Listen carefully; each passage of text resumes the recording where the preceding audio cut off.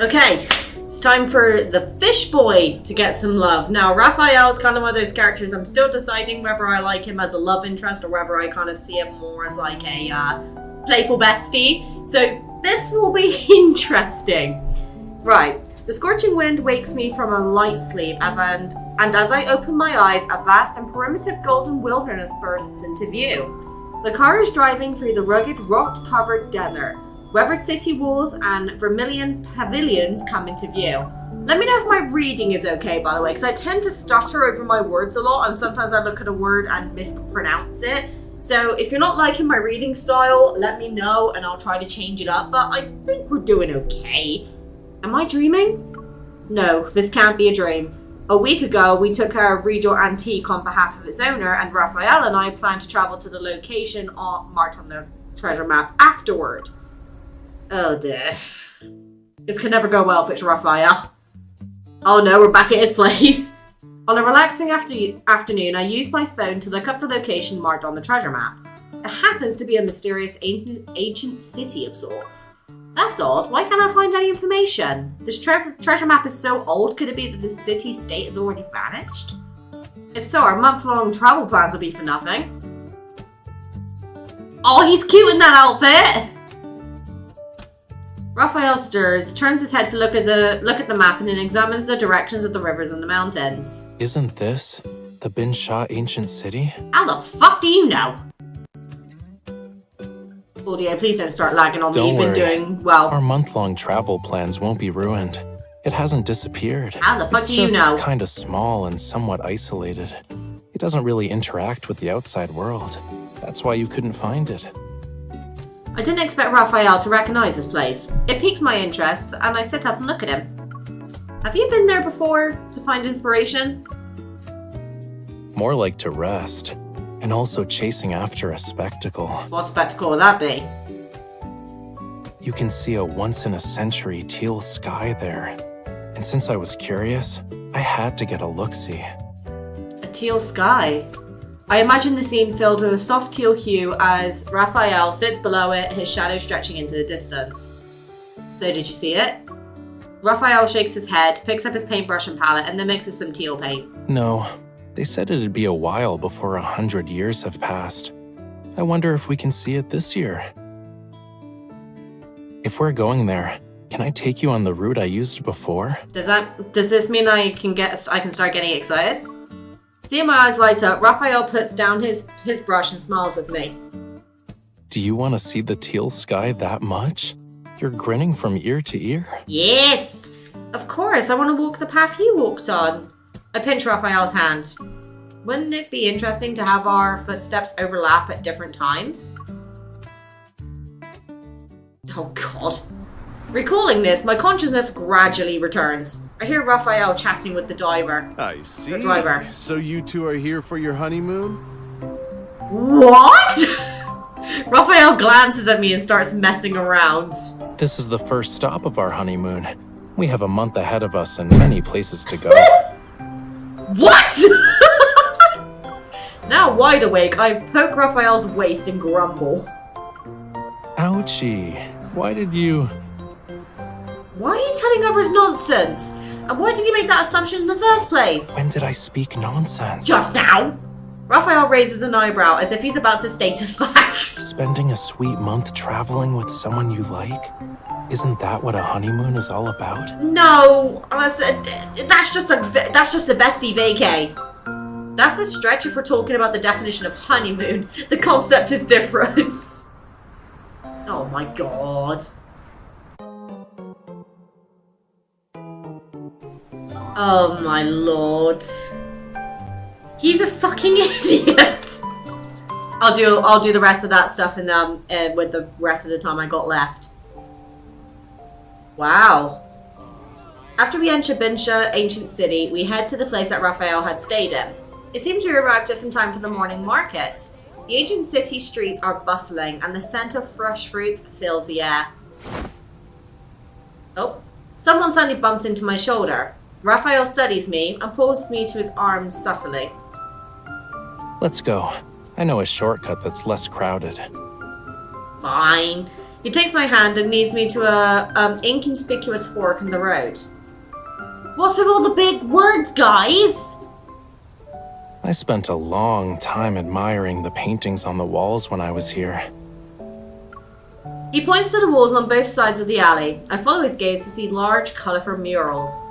Despite the wear and tear over the years, the flying Apsara remains vivid and dynamic in her pose, with her sleeves fluttering. It's a shame a lot of the plaster fell off. The Apsara mural appears somewhat incomplete. Raphael's hands brushes over the rough, bumpy surface of the wall, finally resting in a hole where the plaster has peeled off. I'm sure he can fix that. The locals say time is also a part of art. True. Once a painting is complete, it starts to decay. It's good to protect and restore it, by all means. But then you miss out on the beauty of its transience. Because I heard some people use resin on top of their paintings to lock in the color. You don't have to feel bad for the peeled parts of the painting. It's beautiful this way too. But would you not be curious about what it looks like in its time? I have to say, your perspective is very unique. But why doesn't this Apsara on the wall have a face? It's clear the artist chose not to paint it. Raphael stops in front of the blank area, pondering before he speaks. Perhaps the artist wants each person who admires the Apsara to fill it in with their imagination. The blank space is the cradle for imagination, and the final brushstrokes of the painting are completed by the viewer. It's something like that, yeah? Never thought of it that way, to be fair. Also, when we meet the artist of this Apsara mural, we can ask him directly. Excuse me? Meet the artist? Aren't we going to the place we'll be staying for the night? Yeah, the place we'll be staying in is the artist's home. He points to a small courtyard that's coming into view. We're here. Oh my god. Oh dear. Pushing open the courtyard gate, an even more intense array of colours greets us. A huge mural of the flying Apsara is painted on the screen wall. Even without a face, one can imagine her graceful demeanour. This Apsara must be special to the artist, right? With her face covered by a red veil, a lady walks out of the courtyard and greets us with a smile. Are you two my father's guests? He's gone out to paint, and specifically instructed me to welcome you. As we tour the courtyard with her, I take the opportunity to ask about the painting. That painting of the Apsara was based on my mother. Oh. My father conveyed his love through his paintings. Naturally, he hoped it would remind the viewers of their loved ones. That is why he left the face blank. Oh, that's actually really pretty. In an instant, all my questions were answered. I turned to look at Rafayel, who's walking behind us. Who did you think of when you saw that Apsara? Huh? After a brief pause, Raphael chuckles and squints as if he has an epiphany. Do you even need to ask? Of course I saw. No. Who did I see? I don't know. You might need to tell me. Don't keep me in suspense. Say it.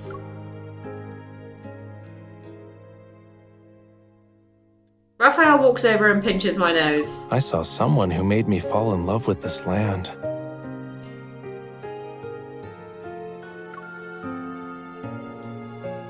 I'm married. I should not be getting flustered like this. Ah! Oh my lord. Isn't this a little complicated? On the bed inside the house lies a set of local attire. The woman prepared them for me, but I'm at a loss. The elaborate and complex design leaves me stumped. Not knowing where to begin, I glance at Raphael, who's in a similar predicament. Never mind, while I don't know how to put on these clothes, I still know how to wear jewellery. I pick up the necklace, planning to put it on myself, but before I do, I take another look at Raphael in the mirror. Yeah, he's trying to flirt this out. I clear my throat and give the necklace to Raphael. I then lift my hair and expose my neck to him. Ah! Trying to get him to put it on. Help! Help me! I can't figure out how to put on this necklace. Can you help me? Raphael looks at the necklace I put in his hands and can't help but chuckle. Your excuse is kinda lame. Oh, shut up! Kate puts my necklaces on for me all the time, even though I change them every, like, fucking 2 minutes. He steps behind me and wraps the unfastened necklace around my neck. The cool necklace touches my collarbone. Raphael's fingers brush away the stray strands of hair by the nape of my neck. He pauses. Do you want it tighter or looser? Tighter. Always tighter. A bit looser, please. Hearing my request, Raphael leans closer, his breath landing on my back. Huh? It's actually hard to fasten. I was not prepared for that ASMR. Oh! Oh my god, Raphael, stop! I can't handle men breathing in my ear. Fucking A. Sensing him get closer, his breathing pressing against me, I move my neck. Does it tickle? I'm almost done. Okay. Thank you. Even the slightest of movements seem to be amplified by my senses. I exhale when he finally fastens the necklace. Intrigued, Raphael picks out a golden head ornament from the jewelry box. Do you want to wear this too? Will you help me? Didn't someone say she couldn't figure out how to put on a necklace? Since she asked for help, I can't just ditch her after one piece of jewelry. Yay! True, I was the one who called Raphael over. After a moment of silence, I raise my head and look at Raphael.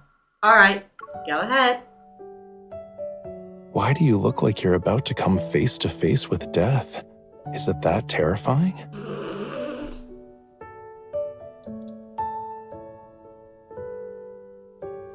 As he speaks, Raphael bends down and reaches behind my head.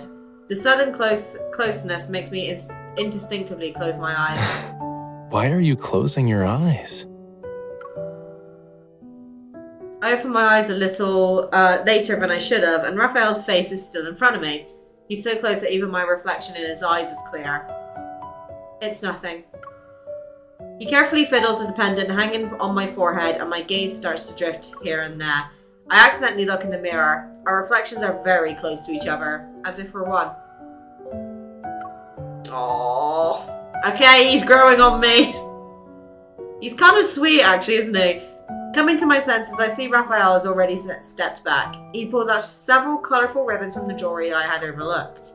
Are they supposed to be tied around my hand? I think I saw something like this on the street earlier. He holds my hand. In this place, it's said that if a man and woman are fond of each other, the man will wrap ribbons around the woman's fingers. That's kind of cute. I pause, looking down as Raphael carefully winds the ribbons around each of my fingers, except... what about my ring finger? Amused, Raphael looks up. You don't know? What? After typing several beautiful bows with the ribbons, Raphael taps my finger ring gently. This spot is for later.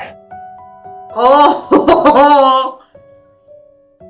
Oh my lord. Can we see Raphael in the outfit, please? Because I would love to see that. I'm assuming it's the one that's on his memory, huh? Walking out of the courtyard, we pass by the path adorned with the Apsara painting again. Or Apsara. Wow. With these accessories, you resemble the Apsara even more now. Really? I didn't expect you to recognize me. I was planning to keep my identity a secret. I spread my arms, mimic the flying pose in the painting, and move 45 degrees skyward. The Apsara has descended. Won't you take a picture to remember this? Instead of taking a picture, I'd rather capture the Apsara's elegance with my eyes. Cheeky bastard. Besides his eyes, Raphael frames a shot with his fingers, like he's taking a picture. Click. Is the Apsara unsteady on her feet? Shut up. How did you know I have bad balance? I am unsteady indeed. The flying pose is challenging. No matter how I try to maintain my balance, I'm on the verge of falling. Swaying from side to side, and just before I fall, I quickly weigh my landing options and move my body towards Raphael. Whee! Raphael, stay right there. You have to catch me, do you hear? The Apsara is securely caught by a pair of strong arms. The owner of these arms smiles before speaking in a dramatic tone. The Apsara has truly descended. I like how all the boys just play with our bullshit. Apsara, welcome to the world beyond the painting. I'm Raphael, If you don't mind, would you come with me today? He literally is just playing along with our shit. I straighten my clothes, adjust my jewelry, and take Raphael's outstretched hand. You better take me to fun places, or else this Apsara will fly away when you're not looking. Upon hearing my words, Raphael clasps my hand firmly. No can do. I'm not exactly planning to let you go. Oh, really? Oh my lord, he's so cute! This whole event is cute! At my request to try the food you've eaten here, Raphael takes me to a tea house with bells ringing. Do you want to try the special tea here? I've had it before. Sure. I nod, somehow sensing subtle mischief flashes across Raphael's face.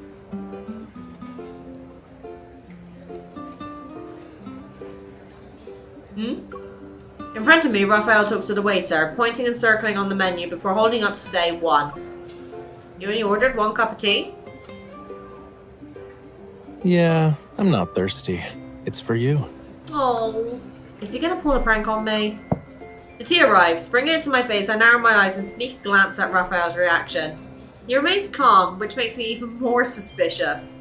After a moment, I lower my head and lean in to smell the tea.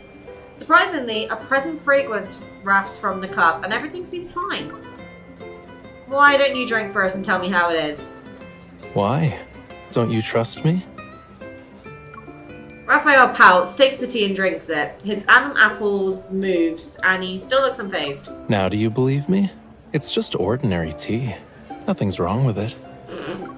Finally reassured, I take back the cup and take a sip, but a second later... An intense bitterness instantly overruns my taste buds, almost contorting my expression. You twat! Raphael, you really were messing with me. I put down the teacup in agony and glare at the laughing Raphael.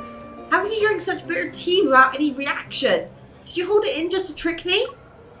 Raphael suppresses his laughter and pushes away the teacup. When I drank it before, I reacted the same way you did. But since you're here with me, it wasn't as bitter as before. Are all of the men in these games just extreme smooth talkers? He picks up a piece of candy and presses it against my lips. I can guarantee this is sweet. It's not a trick. I glare at him again and accept the candy in my mouth. The sweetness gradually spreads over my tongue, masking the bitterness. Well, at least he's made up for it with candy. Can't complain there. Oh god, can't believe Raphael tricked me, bro.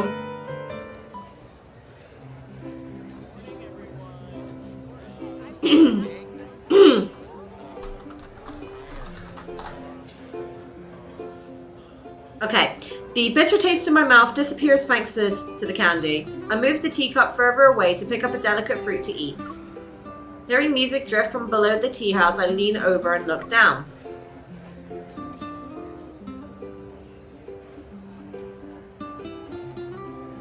Are they hosting an event? People cradling instruments pass by, playing as they go. Raphael and I lean on the railing, quietly enjoying the music. After listening for a while, I realize it's an impromptu parade organized to celebrate the once-in-a-century Teal sky. Shall we join them? For a moment I'm tempted, but then I shake my head. I don't know how to play these instruments, and joining them means jostling with the crowd. It's better to listen from here. But we're a little far away. I can't hear the melodies clearly. I lean out a bit more, trying to pick out the melody from the noise, but Raphael quickly pulls me back. Don't lean out too far. The railing may not hold. Apsara is meant to fly up, not fall down. Oh, fucking A. Give me a moment. Sus. He stands up, walks to a corner of the tea house, and returns with one of the instruments I say in the parade. I can play it for you if you want. He can play instruments? He sits down cross-legged with the instrument. It's as if he's played it before. You know how to play? And this instrument, I've never seen it in Lincoln. Is it unique to this area? Raphael casually strums the strings as if regaining its feel. Yeah, you won't find this instrument outside of here. Ah. I only know a little bit. The tea house owner taught me in exchange for a method of making paint the last time I was here. Ah! I look back to where Raphael had gone. Smiling, the tea house owner waves at me. I politely nod in response. I only played it once and haven't touched it since. I'm a bit rusty, so bear with me. Okay. Raphael's fingers sweep the strings and play a staccato-like tune. Yet it's strangely captivating. My gaze slowly shifts to his face. Raphael looks down at the strings, his demeanor relaxed and comfortable, as if enjoying the process. When the piece ends, I give him a round of applause. Raphael exhales and rubs his wrist. It's almost like I traveled back to the past. Hearing this, I imagine him learning the instrument years ago. Unfortunately, I didn't witness it in person. Raphael, can you teach me how to play? Raphael pauses before glancing at my hands. Sure. A hunter's strength should be enough. After muttering to himself, Raphael places the instrument in my hands. You'll need a bit of finesse to make it sing. Like this. Raphael demonstrates and I try to mimic him, but I can't even make a sound. Have you seen swans on a lake? Even though they look elegant, their feet are thrashing around underwater. What do you mean? Try to use your strength like that. His words paint quite a picture. I laugh and keep trying to make the instrument sound. My persistence pays off. After many attempts, I finally grasped the finesse Raphael was talking about, but this instrument is taxing on the wrist. How come I feel more tired compared to doing a day's worth of training? I feel breathless from playing. Raphael takes my hand and massages it smoothly. Now you know why I only played it once. I'd rather spend all this effort on painting, you know. What's the title of the piece you played? Is it also a local specialty? That one? I just improvised. The warmth of his palm keeps flowing into my hand. It's a melody that's shared only between you and me. If anything, it's our specialty. Aww. Oh, these men are too fucking cute. Come on, we're doing good, Matt. People, we're nearly done with Raphael. Next it's Daddy. This is amazing. This performance is unreal. Okay. Oh yeah, keep going. Noticing everyone around us look up, I follow their skyward gaze. Raphael, look! It's teal sky, isn't it? The ordinary pale blue cloudless sky fades. It's soon overtaken by a soft, hazy teal. It's like a lake suspended in the air, and the wind creates gentle ripples on the surface. This feels surreal. Let's go to the rooftop. No time to think. I jump up from my seat and follow Raphael's lead. Oh no, rooftop scene. Oh dear. The higher we go in the tea house, the broader the view becomes. Raphael moves aside the roof tiles, turning to make room for me. I push against the wall and then leap up. A breeze welcomes me into this teal world. I turn and reach out to pull Raphael up. Our hands touch. I can't tell if I'm imagining things, but his palms seem a little sweaty. Oh, he's nervous. So cute. Come to the rooftop was definitely a great idea. The entire bin-shot ancient city is in view. Raphael takes a few steps and sits down. I follow and sit beside him. This scene matches the one I had imagined of Raphael gazing at the teal sky, except now I'm in the picture too. It's wonderful to share such a view with you. I imagined you looking at it by yourself like a lonely little fish. I told you before not to let your imagination run wild. And how can I be lonely with you by my side? You're right. I wrap my arm around Raphael's and snuggle up against him. My chin touches his tense shoulder and I suddenly realize something. Right, the rooftop might be a little too high for him. As I brainstorm ways to ease his anxiety, I tap Raphael's arm. Give me your hand. I have a gift for you. Though puzzled, Raphael still opens his palm. When did you prepare a gift? And how come I wasn't aware of this? Because I am sneaky! Well, I just finished preparing it. I didn't know it until 10 minutes ago.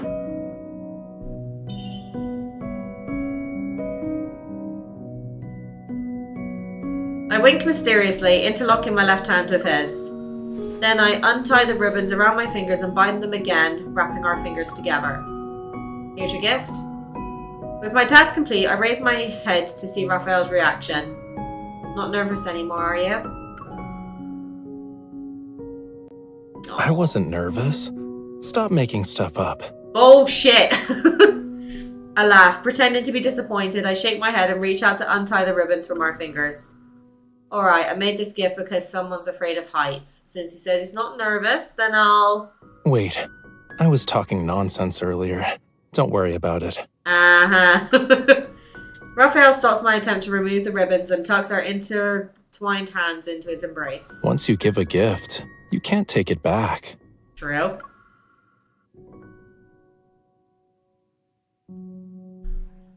Time passes and the entire city-state is enveloped in a rich teal hue. It's like a finely coloured oil painting, except we're also in it. As I take in the scenery, I feel like everything I'm witnessing is surreal. It's like being in another world. Rafayel also gazes into the distance and responds softly. Maybe we are. After all, we're looking at the same scenery that was present 100 years ago. Perhaps, under this sky, we've really traveled back 100 years? Okay, I'm being all mysterious. He turns to look at me, and my figure encompasses his entire field of vision. It's beautiful. Even if we did go back 100 years, you're with me. Aww. I smile and move our ribbon-bound fingers. And I'll still be here 100 years from now. Aww. Oh, it's so cute. Was it my nails coming off? Ah. Oh. This is making me want to pull for the memories now. Okay. We got one more. I've been anticipating this one. It's Daddy. See you tomorrow.